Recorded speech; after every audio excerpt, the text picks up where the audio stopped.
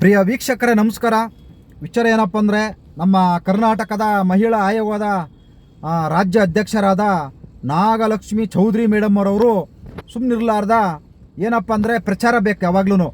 ಯಾವಾಗ್ಲೂ ಒಂದು ಪ್ರಚಾರದಲ್ಲಿರೋರು ಏನಾರ ಒಂದು ಹೇಳಿಕೆ ಕೊಟ್ಟು ಪ್ರಚಾರದಲ್ಲಿರಬೇಕು ಅನ್ನೋ ಮನಸ್ಥಿತಿ ಇರೋರು ಏನು ಮಾಡೋಕ್ಕಾಗಲ್ಲ. ಏನಾರ ಒಂದು ಹೇಳಿಕೆ ಕೊಡ್ತಾನೆ ಇರ್ತಾರೆ ಅವಾಗವಾಗ. ಯಾಕಂದರೆ ಪ್ರಚಾರ ಬೇಕು, ನನಗೆ ಬಿಟ್ಟು ಪ್ರಚಾರ ಬೇಕು, ಪುಕ್ಸಟ್ಟೆ ಪ್ರಚಾರ ಬೇಕು. ಕೆಲಸ ಆಗುತ್ತಾ ಬಿಡುತ್ತಾ ಗೊತ್ತಿಲ್ಲ, ಕೆಲಸ ಆಗೋದು ಬಿಡೋದು ನಾಳೆ ಸೆಕೆಂಡ್ರಿ. ಅದು ನನಗೇನು, ನಂದ ರಾಜ್ಯದಲ್ಲಿ ನಂದೇ ಫೋಟೋ ಓಡಾಡಬೇಕು, ನನ್ನ ವಿಚಾರನೇ ಓಡಾಡಬೇಕು. ಈ ರೀತಿ ನಮ್ಮ ಕರ್ನಾಟಕದಲ್ಲಿ ತುಂಬ ಜನ ಇದ್ದಾರೆ. ಅದರಲ್ಲಿ ಇವರು ಕೂಡ ಒಬ್ಬರು. ಕೆಲಸ ಕಡಿಮೆ, ಮಾತು ಜಾಸ್ತಿ. ಇನ್ನು ಬೇಕಾದ್ರೆ 100 ಸತಿ ಹೇಳ್ತೀನಿ, ಕೆಲಸ ಕಡಿಮೆ, ಮಾತು ಜಾಸ್ತಿ. ಕೆಲಸ ಮಾಡೋರು ಯಾರು ಮಾತಾಡಲ್ಲ, ಕೆಲಸ ಮಾಡಿ ತೋರಿಸ್ತಾರೆ. ಆದರೆ ಇವ್ರದ್ದು ಕೆಲಸ ಏನಿಲ್ಲ, ಶೂನ್ಯ. 10ರಲ್ಲಿ 1 ಕೆಲಸ ಅಷ್ಟೇ, ಇನ್ನು 9 ಇಲ್ಲ. 10 ಕೆಲಸ ಹೇಳ್ತಾರೆ, ಅದರಲ್ಲಿ ಒಂದೇ ಮಾಡಿರೋದು, ಇನ್ನು 9 ಇಲ್ಲವೇ ಇಲ್ಲ. ಈಗ ಇವರು ಮಾತಾಡ್ತಾರೆ, ಸೂತ್ರರು. ಯಾರು ಸೂತ್ರರು? ಎಲ್ಲರೂ ಸೂತ್ರರೇ, ಇಂಥವ್ರೆ ಅಂತ ಹೇಳಿಲ್ವಲ್ಲ. ಯಾರು ನಿಮ್ಮನ್ನು ಯಾರು ಕೇಳಿದ್ರಿ ಇವಾಗ?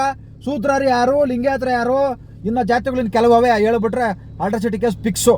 ಇವತ್ತು ಹೇಳೋರಲ್ಲ ಇವರು. ಈ ಸೂತ್ರರನ್ನೋದು ಬಿಟ್ಟು ಬೇರೆ ಪದನ ಉಪಯೋಗಿಸ್ಬಿಟ್ಟಿದ್ರೆ ಇನ್ನು ಬೇರೆಯವರೆಲ್ಲ ಬಂದು ಹಂಗೆ ಹರ್ಕೊಂಡು ರೋಡಲ್ಲಿ ಕೂತ್ಕೊಂಡಿರೋರು, ಅಯ್ಯೋ ನಮ್ಮ ಜಾತಿ ಬಗ್ಗೆ ಮಾತಾಡಿದ್ರು ಇವತ್ತು. ಗೊತ್ತಾಯ್ತಾ? ಆ ರೀತಿ ಅಂಥ ಮಟ್ಟಕ್ಕೆ ಓಡಾಡ್ತಾರೆ ಇವರು. ಅವ್ರು ಯಾರೋ ಸತ್ತೋಗಿ ಎಷ್ಟು ದಿವಸ ಆಯಿತು, ಅದು ಹೊಡೆದು ಕೊಲೆ ಮಾಡಿ ಎಷ್ಟು ದಿವಸ ಆಯಿತು, ಈಗ ಯಾಕೆ ಮಾತಾಡಬೇಕಾಗಿತ್ತು? ಇದು ಅವಶ್ಯಕತೆ ಇತ್ತಾ? ಹೋಗ್ಲಿ, ನಿಮ್ಮ ಕೈಲಿ ನ್ಯಾಯ ಕೊಡ್ಸೋಕ್ಕಾಗುತ್ತಾ ಅದನ್ನು ಮಾತಾಡಬೇಕು. ಅದು ಬಿಟ್ಟು ಬಸವಣ್ಣವ್ರು ಹಂಗೆ ಹಿಂಗೆ ರೀ. 12ನೇ ಶತಮಾನದಲ್ಲಿದ್ದರು, ಒಂದು ಇರುವೆ ಕೂಡ ಇಲ್ಲ ರೀ. 12ನೇ ಶತಮಾನದಲ್ಲಿ ಏನಿದ್ವಲ್ಲ ಇರುವೆಗಳು, ಅವೂ ಇಲ್ಲ. 12ನೇ ಶತಮಾನದಲ್ಲಿ ನಾವು ಹುಟ್ಟಿದ್ವಾ? ಅವಾಗ ಏನಿತ್ತು, ಅವಾಗ ಏನಾಗಿತ್ತು ನಮಗೇನು ಗೊತ್ತಿದೆಯಾ? ಯಾರಿಗಾದ್ರೂ ಗೊತ್ತಿದೆಯಾ? ಪುಸ್ತಕದಲ್ಲಿ ಬರೆದಿರೋದನ್ನ ಓದ್ಕೊಂಡು ತಿಳ್ಕೊಂತದೀವಿ ಹೊರತು 12ನೇ ಶತಮಾನದಲ್ಲಿ ನಡೆದಿರ್ತಕ್ಕಂಥ ಘಟನೆಗಳು ನಮಗೆ ಯಾರಿಗೂ ಗೊತ್ತಿಲ್ಲ, ಯಾರು ಕಣ್ಣಾರ ನೋಡಿಲ್ಲ. ಪುಸ್ತಕದಲ್ಲಿ ಓದಿ ತಿಳ್ಕೊಂತದೆ. ಒಂದೊಂದು ಪುಸ್ತಕದಲ್ಲಿ ಒಂದೊಂದು ಥರ ಬರೆದಿದ್ದಾರೆ, ಒಬ್ಬೊಬ್ಬರು ಒಂದೊಂದು ಥರ ಬರೆದಿದ್ದಾರೆ. ಗೊತ್ತಾಯ್ತಾ? ಬಸವಣ್ಣವ್ರ ಬಗ್ಗೆ ಮಾತಾಡ್ತಾ ಇದ್ದೀರಿ. ಬಸವಣ್ಣವರು ಜಾತಿಗಳನ್ನು ನಿರ್ಮೂಲನೆ ಮಾಡಕ್ಕೆ ಹೋದರು. ಇವತ್ತು ಬಸವ ತತ್ವಗಳನ್ನು ಮಾತ್ರ ಬಾಯಲ್ಲಿ ಅಂತಂದೇಳಿ ಹೇಳ್ತಾ ಇದ್ದೀರಾ, ಬರೀ ಬಾಯಲ್ಲಿ ಹೇಳ್ತಾ ಇದ್ದೀರ ಅಷ್ಟೇ. ಬಸವಣ್ಣನವರ ತತ್ವಗಳನ್ನು ಯಾರು ಪಾಲಿಸ್ತಾ ಇದ್ದಾರೆ, ಯಾರು ಅವ್ರನ್ನ ಹಿಂಬಾಲಿಸ್ತಾ ಇದ್ದಾರೆ? ಯಾರಾದರೂ ಒಬ್ಬರಿದಾರ ತೋರಿಸಿ. ಜಾತಿಗಳನ್ನು ನಿರ್ಮೂಲನೆ ಮಾಡಕ್ಕೆ ಹೋದ್ರೆ ಅವರು. ಈಗ ನೀವು ಜಾತಿಗಳು ಹೆಸರು ಹೇಳ್ಕಂದ್ರೆ ರಾಜಕೀಯ ಮಾಡ್ತಾ ಇದ್ದೀರಾ, ಜಾತಿಗಳು ಹೆಸರು ಹೇಳ್ಕಂದ್ರೆ ಪ್ರಚಾರ ತಗೊಂತಾ ಇದ್ದೀರಾ. ಇವತ್ತು ಅವರು ಮಾತಾಡಿರೋದನ್ನ ಕೆಲವರು ವಿರೋಧ ಮಾಡ್ತಾ ಇದ್ದಾರೆ, ಕೆಲವರು ಸೂಪರ್ ಮೇಡಮ್ ಅಂತ ಹೇಳ್ತಾ ಇದ್ದಾರೆ. ಇವತ್ತು ಸೂಪರ್ ಅನ್ನೋರು ಒಂದು ಗಾದೆ ಮಾತು ಹೇಳಿದ್ರೆ ಅಂತಂದೇಳಿ ಅಂಗಿ ಬೆಸ್ಕೊಂಡು ರೋಡಲ್ಲಿ ಕೂತ್ಕೊಂತಾವೆ. ಅಯ್ಯೋ ನಮಗೆ ಅವಮಾನ ಆಗೋಯ್ತು, ಅಯ್ಯೋ ನಮ್ಮ ಕುಲುಕ ಅವಮಾನ ಆಗೋಯ್ತು ಅಂತಂದೇಳಿ ಹಂಗೆ ಹರ್ಕೊಂಡು ರೋಡಲ್ಲಿ ಕೂತ್ಕೊಂತಾರೆ. ಇವಾಗ ಇವರೊಂದದ್ದು ಯಾರಿಗೂ ಅವ್ರಿಗೆ ಇಷ್ಟ ಆಗಿಲ್ಲ, ಅವ್ರು ವಿರೋಧ ಮಾಡ್ತಾರೆ. ನೀವು ಮಾತ್ರ ವಿರೋಧ ಮಾಡಬೇಕು ಒಂದು ಗಾದೆ ಮಾತಿಗೆ. ಒಂದು ಗಾದೆ ಮಾತು ಮಾತಾಡ್ಬೇಕಾದ್ರೆ ಮಾತಾಡಂಗಿಲ್ಲ, ಅದಕ್ಕೆ ನಮಗೆ ಅವಮಾನ. ಯಾರಿಗೆ ಅಂದಿರ್ತಾರೆ ಅವರು? ಇಂಥವ್ರಿಗೆ ಅಂತ ಅಂದಿರಲ್ಲಪ್ಪ. ಯಾರ್ಯಾರೋ ಬಂದು ಇಡೀ ಕರ್ನಾಟಕ ತುಂಬ ನಮ್ಮ ಜಾತಿಗೆ ಅವಮಾನ ಆಗೈತು, ನಮಗೆ ಅವಮಾನ ಆಗೈತು, ಈ ರೀತಿ ಮಾತಾಡ್ತಾ ಇದ್ದೀರಾ. ಇವಾಗ ಇದಕ್ಕೂ ಕೂಡ ಕೆಡ್ದ ಕಾಮೆಂಟ್ ಮಾಡ್ತೀರಾ. ಅಂದರೆ ನೀವು ಯಾರೂ ಕೂಡ ಬಸವಣ್ಣನವರ ಫಾಲೋ ಮಾಡ್ತಾ ಇಲ್ಲ, ಬಸವಣ್ಣನವರ ತತ್ವ ಸಿದ್ಧಾಂತಗಳನ್ನು ಯಾರೂ ಒಪ್ಪಿಕೊಂತ ಇಲ್ಲ. ಅವರು ಜಾತಿಗಳನ್ನು ನಿರ್ಮೂಲನೆ ಮಾಡಕ್ಕೆ ಹೋದರು. ಈಗ ಜಾತಿಗಳು ಬಿಟ್ಟಾಕ್ರಪ್ಪ ನೋಡೋಣ. ನಿಮಗೆ ತಾಕತ್ತಿದ್ರೆ, ನಿಮಗೆ ಕೆಪಾಸಿಟಿ ಅನ್ನೋದಿದ್ದರೆ, ನಿಜವಾಗ್ಲೂ ನೀವು ಮನುಷ್ಯರಾಗಿದ್ದರೆ ಜಾತಿಗಳು ಇಲ್ಲ ಮೇಡಮರೇ. ನೀವು ಅಷ್ಟೇ ಜಾತಿಗಳನ್ನು ನಿರ್ಮೂಲನೆ ಮಾಡಕ್ಕೆ ಹೋಗ್ರಿ. ನೀವು ಮಾಡ್ತಾರೆ ಕೆಲಸ ಅದು ಎಲ್ಲ ಜಾತಿಗಳಿಗೂ ಇದೆ, ಗೊತ್ತಾಯ್ತಾ? ಒಂದು ಜಾತಿಗಳಿಗಲ್ಲ. ಇಲ್ಲಿ ಜಾತಿ ಧರ್ಮಕ್ಕೋಸ್ಕರ ನೀವು ಕೆಲಸ ಮಾಡ್ತಾ ಇಲ್ಲ. ಸರ್ಕಾರಿ ಕೆಲಸ, ಯಾವುದೇ ಜಾತಿ ಯಾವುದೇ ಧರ್ಮ ಇಲ್ಲ, ಎಲ್ಲರಿಗೂ ಒಂದೇ ನ್ಯಾಯ ಒಂದೇ ಕಾನೂನು. ಅದು ಬಿಟ್ಬಿಟ್ಟು ನೀವು ಮಾಡೋ ಕೆಲಸ ಮಾಡೋದು ಬಿಟ್ಬಿಟ್ಟು ನೀವು ಬಸವಣ್ಣನವರು ಕತೆಗಳೆಲ್ಲ ಇಲ್ಲಿ ಯಾರೂ ಕೇಳಿರಲಿಲ್ಲ ಮೇಡಮರೇ. ನಿಮಗೆ ಅದು ಅವಶ್ಯಕತೆ ಇರಲಿಲ್ಲ, ಮಾತಾಡೋದು ಬೇಕು ಆಗಿರಲಿಲ್ಲ. ನೀವು ಮಾತಾಡಿರೋ ಸರಿ ಇರ್ಬೋದು, ಆದರೆ ಈ ಸಂದರ್ಭದಲ್ಲಿ ಅದು ಅವಶ್ಯಕತೆ ಇರಲಿಲ್ಲ.